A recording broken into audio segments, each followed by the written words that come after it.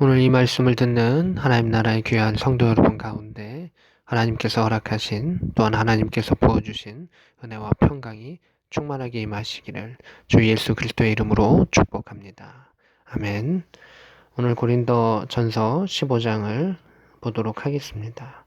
고린도 전서 15장은 그 전체가 이제 부활에 대해서 이야기하고 있습니다. 고린도 교회 안에서 하나님을 믿고 예수님을 믿는다라고 하지만 정작 부활에 대해서 제대로 믿지 못하는 또 제대로 알지 못하는 사람들이 있어서 그 혼란 가운데 사도 바울은 부활에 대한 부분만을 쭉 정리해주고 있는 것을 보게 됩니다. 20절의 말씀을 보면 이제 그리스도께서 죽은 자 가운데서 다시 살아나사 잠자는 자들의 첫 열매가 되셨다. 이렇게 되어 있습니다. 잠자는 자들은 죽은 자들에 대한 성경적인 표현입니다. 예수님께서 첫 열매가 되셨다. 예수님께서 시작점이 되셨다. 예수님께서 증표가 되어 주셨다. 부활이라고 하는 것, 부활의 몸을 얻는다라고 하는 것을 예수님께서 우리에게 가르쳐 주셨다라고 하는 것입니다. 부활이라고 하는 것은 단순하게 육체가 사는 것을 말하는 것이 아닙니다. 나사로라든가 이런 사람들 가운데 죽었다가 이렇게 다시 살아나는 사람이 있습니다. 근데 그것을 예수 그리스도의 그 부활과는 차이가 있습니다. 죽었다가 다시 육체 가운데 살아나는 그것이 아니라 예수님의 부활은 하나님께서 허락하셨던 새로운 육체를 허락하여 주신 것입니다. 온전한 부활을 의미합니다. 우리의 육체는 이 땅 가운데 살아가지만 그 육체는 날로 쇠약해지고 유한하고 소멸될 수밖에 없습니다. 예수 그리스도의 부활 가운데 하나님께서 허락하셨던 그 육체는 영원한 하나님 나라에 살 수 있는 그러한 육체입니다. 새로운 육체다라고 하는 것, 영혼의 것을 품을 수 있는 하나님 나라를 누릴 수 있는 새 육체를 허락하여 주시는데 그것이 바로 예수 그리스도께서 첫 시작점이 되시고 또 어떻게 보면 샘플이 되셨다라고 하는 것을 볼 수가 있습니다. 21절에는 그러한 부분들을 다시금 또 논리적으로 신앙적으로 설명하고 있습니다. 사망이 한 사람으로 말미암았으니 아담으로 통해서 사망이라고 하는 것이 들어오게 되었다. 또 아담이 죽음을 통해서 그 다음의 사람들도 이제 사람은 죽는구나라고 하는 것을 알게 되었고 유한하구나라고 하는 것을 알게 되었고 그것이 계속해서 반복되어서 가게 되었었습니다. 죽은 자의 부활도 한 사람으로 말미암는도다. 여기서 한 사람은 예수 그리스도를 말하고 있습니다. 예수님께서 첫 열매가 되심을 통해서 대표성이 되시는 겁니다. 하나로 끝나는 것이 아닙니다. 예수님을 통해서 이제 앞으로 부활의 사람들은 예수님과 같이 될 수가 있다. 그리스도인은 하나님을 믿는 자는 예수 그리스도를 믿는 자는 그렇게 될 수 있다라고 하는 증거와 증표가 되어 주셨다라고 하는 것을 보게 됩니다. 또한 25절에 그가 모든 원수를 그 발 아래 둘 때까지 반드시 왕 노릇하시리니 맨 나중에 멸망받을 원수는 사망이니라 이렇게 되어 있습니다. 이 부활의 신앙 가운데 그 대척점은 무엇이냐면 사망, 죽음이라고 하는 것입니다. 사람들이 죄로 말미암아 죽을 수밖에 없었는데 예수 그리스도로 말미암아 생명의 자리, 영원의 자리로 나아갈 수가 있다. 결국 그 사망을 정복하시고 밟으시는 예수 그리스도의 그 모습을 표현하고 있습니다. 사도 바울은 31절 가운데 이렇게 말하고 있습니다. 내가 그리스도 예수 우리 주 안에서 가진 바 너희에 대한 나의 자랑을 두고 단언하노니 사도 바울이 조심스럽게 자랑하고 표현하는 것이 있습니다. 그것은 무엇이냐면 나는 날마다 죽노라 라고 하는 그 표현입니다. 부활의 신앙이기 때문에 자기 자신의 육체적인 것과 연약한 것과 그 모든 것들을 날마다 죽이고 나아간다라고 하는 것입니다. 한 번 사는 것이면 그리고 그것으로 인해서 그 즐거움이 이 땅 가운데 전부이라면 행복하게만 살아야 되겠죠. 즐겁게만 살아야 되겠죠. 자신의 쾌락을 위해서만 살아야 되겠죠. 근데 사도 바울은 나는 날마다 죽노라 라고 하는 그 말을 통해서 이 땅 가운데 하나님 나라를 위해서 세상의 것들을 죽여야 함이 필요하다라고 하는 것을 말하고 있습니다. 32절에 내가 사람의 방법으로 에베소에서 맹수와 더불어 싸웠다면 내게 무슨 유익이 있느냐. 죽은 자가 다시 살지 못한다면 내일 죽일 터이니 먹고 마시자 하리라. 이렇게 되어 있습니다. 사도 바울은 이 고린도 교회 편지를 할 때 주로 이제 에베소에서 긴 시간을 사역하면서 에베소에서 하나의 말씀을 이렇게 편지로 전한 것입니다. 에베소에서는 말씀도 오래 전했지만 박해도 심하게 당했던 것을 보게 됩니다. 그 에베소 지역에서 내가 맹수와 싸우고 무슨 공을 세우고 위험을 무릅쓰고 여러 가지 것들을 행한다 할지라도 부활이 없으면 그 행했던 모든 것이 헛될 수밖에는 없다. 부활이 없다면 나도 오늘 그냥 먹고 마시자 할 수밖에 없는 존재일 수밖에 없다라고 하는 것입니다. 그러면서 33절에 속지 말라.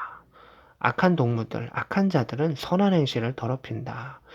고린도 교회를 향해서 부활은 없다라고 말하는 주변의 자들, 또 교회 안에 교묘히 침투했던 자들이 그러한 악한 자들이 있는데 그들이 선한 행실, 하나님을 향한 선한 행실을 발목을 잡고 못하게 한다라고 말하고 있습니다.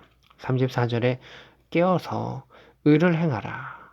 그 영혼이 깨어서 하나님의 뜻과 계획을 행하라. 죄를 짓지 말라. 방탕한 그 삶을 살아가지 말아라. 하나님을 알지 못하는 자가 있기로, 교회 안에 있기로 내가 너희를 그것은 잘못된 것이라고 부끄럽게 하기를 위하여 말한다 라고 말하고 있습니다. 고린도 교회는 은혜가 풍성한 곳입니다. 빛이 밝은 곳입니다. 그러나 빛이 밝을수록 어둠의 영역도 크고 또 여러 가지 다양함 속에서 그 다양함이 그 질서로까지 아직 가지 못했던 그 모습을 보게 됩니다. 그래서 사도 바울은 그 질서, 조화를 계속 강조하면서 사랑이라고 하는 하나님의 본질과 품성 가운데 예수 그리스도를 통해서 생명의 은사, 부활을 바라보아야 한다. 그러할 때 세상의 쾌락으로 인한 또 세상의 죄성으로 인한 것에 딸려 들어가지 아니하고 하나님 나라를 향하여 하나님의 뜻을 향하여 온전히 살아가고 사랑을 베풀 수 있음을 말하고 있습니다. 육에 속한 형체가 있고 또한 하늘에 속한 형체가 있는데 예수 그리스도를 통한 하늘의 형체를 받아야 한다. 첫사람인 아담은 죽을 수밖에는 없었지만 마지막 아담인 예수 그리스도를 통해서 생명, 살려주는 영을 받아야 한다라고 하는 것을 말해주고 있습니다.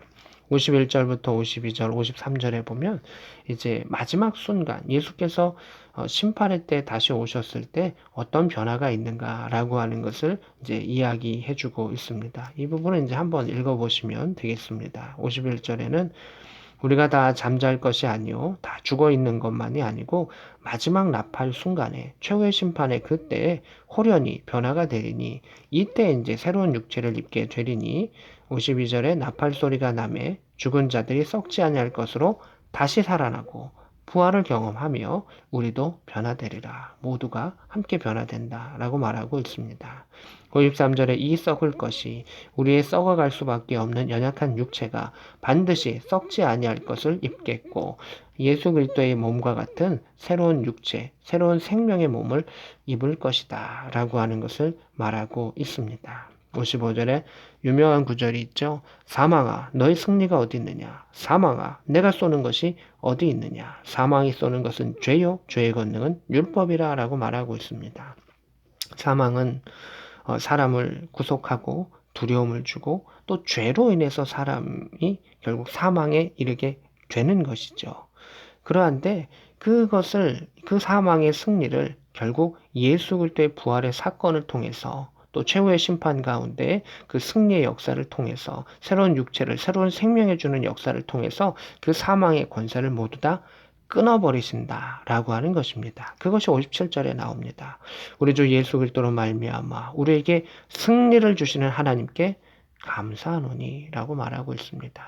사람은 죄를 이길 수 없고 또 죄로 인한 사망을 이길 수가 없습니다. 그 사망의 그 공격을 이길 수가 없지만 하나님께서 예수 그리스도를 통해서 우리 가운데 승리를 허락하여 주셨고 우리는 그 하나님께 감사한다. 또한 감사해야 한다라고 말하고 있습니다. 마지막으로 58절에 내 사랑하는 형제들아 견실하며 흔들리지 말아야 한다. 이렇게 말하고 있습니다. 은혜가 풍부하고 은사가 풍부하지만 영적인 도전과 공격이 일어났을 때 누구나 흔들릴 수밖에는 없습니다. 그러할 때 주의 일에 더욱 힘쓰는 자들이 되라. 너희의 수고가 주 안에서 결코 헛되지 않는다. 라고 말하고 있습니다. 영적인 도전이 올 때 그 도전이 오는 것은 앞으로 전진하지 못하기 위함입니다. 그래서 사도 바울은 이야기합니다. 도전이 오면 더욱더 힘을 써라. 하나님 나라를 위하여 하나님의 뜻을 이루기 위하여 더욱더 힘을 내고 전진하라. 그 수고가 결코 헛되지 않는다라고 말하고 있습니다. 세상 가운데 우리가 했었던 수고는 돌아오기도 하고 안 돌아오기도 합니다. 하지만 하나님 나라를 위한 수고, 그 영원하신 하나님과 함께하는 그러한 일들, 예수 그리스도와 함께하는 그 사역들은 결코 헛되지 않는다. 천국에서 영원한 생명과 함께 보상을 받는다. 사도 바울은 이야기하고 있습니다. 이 땅 가운데서도 우리는 수고하고 애쓰는 것이 필요합니다. 그러나 하나님 나라를 위하여 수고하는 그 모든 일들 가운데 하나님 기뻐하시는 그 일들을 행하며 이 땅 가운데서도 저 하늘에서도 복을 받을 수 있는 복된 저와 여러분 될 수 있기를 우리 구주 예수 그리스도의 이름으로 축복합니다. 아멘.